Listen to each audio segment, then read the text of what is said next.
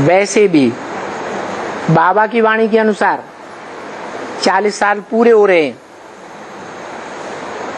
तुम बच्चों को तमो प्रधान से सतो प्रधान बनने की बात बताई। तो जब 40 साल पूरे हो रहे हैं तो ज्ञान सूर्य उदय होगा या नहीं होगा?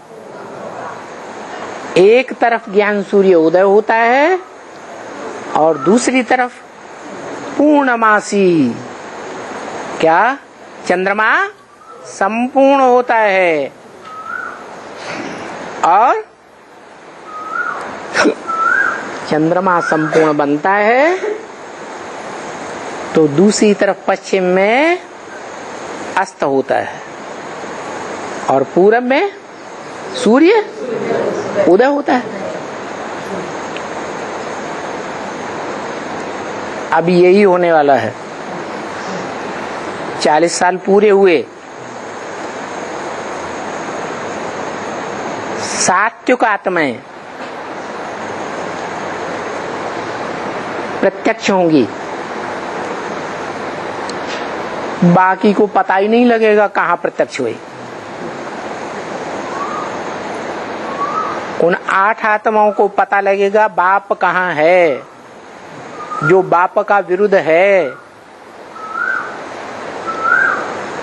2000 से ही अव्यक्तवाणी में बोला, दुनिया वाले समझते हैं बाप गुप्त हो गए। क्या 98 में एलिगेशंस लगे थे ना, तो उस समय अंडरग्राउंड हुए तो दुनिया वालों ने समझा बाप गुप्त हो गए और बाप बच्चों के सामने सदा प्रत्यक्ष हैं। किसके सामने? बच्चों के सामने। कौन से बच्चे? जो बाप की बात को मानते हैं। बाप के विपरीत अगर कोई बात सुनाता है तो उस बात को एक कान से सुन करके दूसरे कान से निकाल देते हैं, स्वीकार ही नहीं करते। Here no will, don't care. Sadhguru निंदा सुनिए न काना, पक्का निश्चय। बिल्कुल प्रभावित नहीं होते और ईश्वरीय सेवा को बिल्कुल छोड़ते ही नहीं। अपनी सेवा में दत्त चित्त होकर के लगे रहते हैं।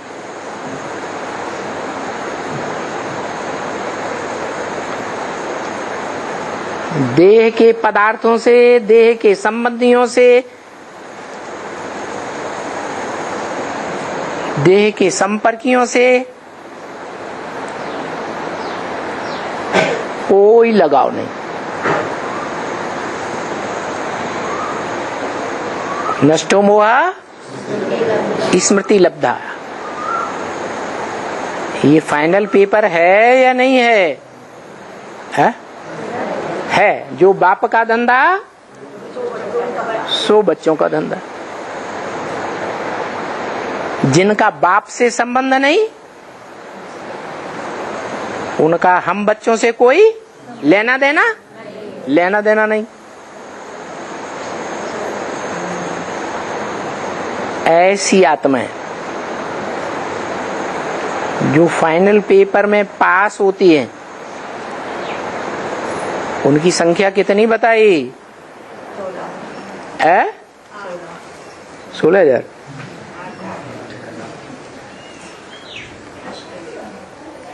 है कितनी संख्या बताई? 8।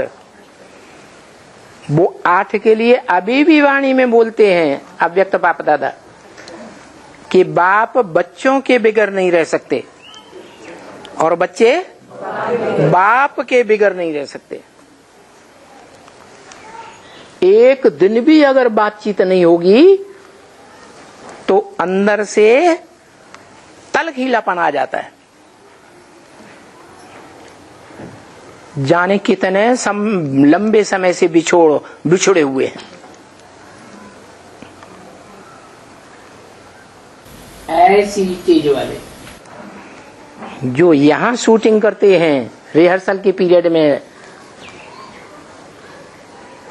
शूटिंग का पीरियड है, वहां 84 जन्म में भी साथी बनकर रहेंगे या बीच बीच में विरोधी भी होते जाएंगे? हैं? साथी बनकर रहेंगे। उनकी संख्या कितनी बताई? 8। अष्टदेव। जो संगम युग में विश्व की बादशाही तैयार होती है, उस विश्व की बादशाही को एक ही संभालेगा या सहयोगी भी होंगे?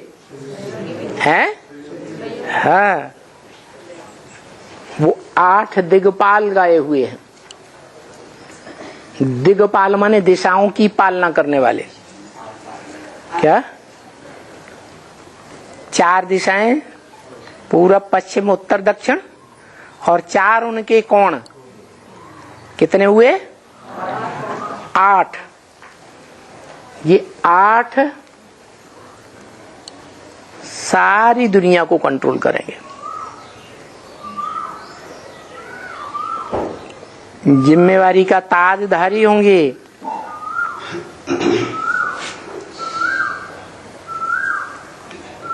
बाप बेताज बादशाह बनकर रहता है। क्या? जिम्मेवारी का ताज, विश्व की जिम्मेवारी का ताज किसको देता है? बच्चों को देता है। बेताज, बेताज बादशाह, इसकी कोई यादगार है? शास्त्रों में, भक्ति मार्ग में कोई यादगार है? शंकर की यादगार है। पार्वती को फिर भी ताज दिखाते हैं, शंकर को तो कोई ताज नहीं दिखाते। फकीर का फकीर ही दिखाते हैं या बादशाह दिखाते हैं? हैं? फकीर का फकीर ही दिखाते हैं। ज्ञान पूरा बुद्धि में बैठा हुआ है तो ब्राह्मणों की दुनिया में, संगम युग में, हम सब ब्राह्मण सेवाधारी हैं या राजा बनकर बैठने वाले हैं? हैं? हाँ, हम सेवाधारी हैं। हमें कुर्सी का नशा नहीं होना चाहिए, राजाई का नशा नहीं होना चाहिए। हम इनके ऊपर कंट्रोल है, हमारी बात मानो।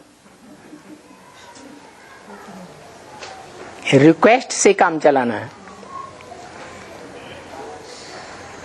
तो बताया कि तुम बच्चे जो सम्मुख बैठे हो, तुम किसको कहा जाता है? जो सम्मुख बैठते हैं, अंदर से भी सन्मुख और बाहर शरीर से भी सन्मुख। नहीं तो बहुत से ऐसे भी होते हैं, बाहर से तो देखने में आते हैं सन्मुख बैठे हैं, मीठी मीठी बातें भी कर लेते हैं, लेकिन अंदर में मुख में राम, बगल में छुरी। मौका मिलेगा तो अच्छी तरह से पीछे में भौंक देंगे। तो उनको सन्मुख कहेंगे? है? सन्मुख नहीं कह सकते। तो अच्छी तरह से सन्मुख तुम बैठे हो कि बरोबर बाबा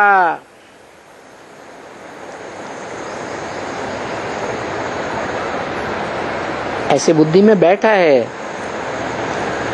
तो खुशी होना चाहिए ना बच्चों को? है? बाबा के ऊपर पक्का निश्चय बैठा हुआ है, तो खुशी चेहरे से झलकनी चाहिए या नहीं झलकनी चाहिए? है? झलकनी चाहिए। संगम युग मौजों का युग है, या रोने का युग है? मौजों का युग है।